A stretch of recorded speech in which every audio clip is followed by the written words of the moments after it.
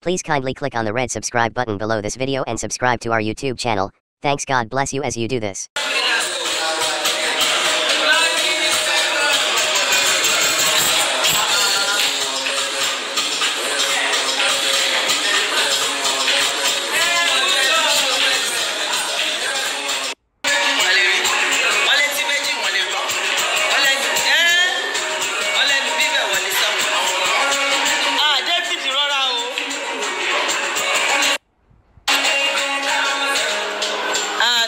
Okay, let's go. Martinsville, SOP.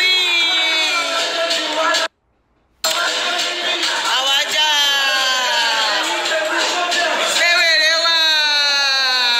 Awajere. Yalarawe.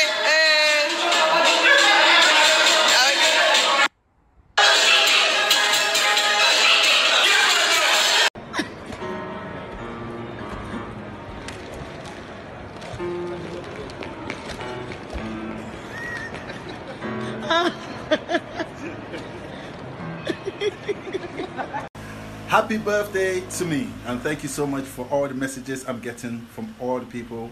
I love you and I appreciate it. So tune in tonight. So happy birthday to you. Our voice, oh. Happy birthday to you. Join us 7 o'clock tonight. See you 7 o'clock tonight.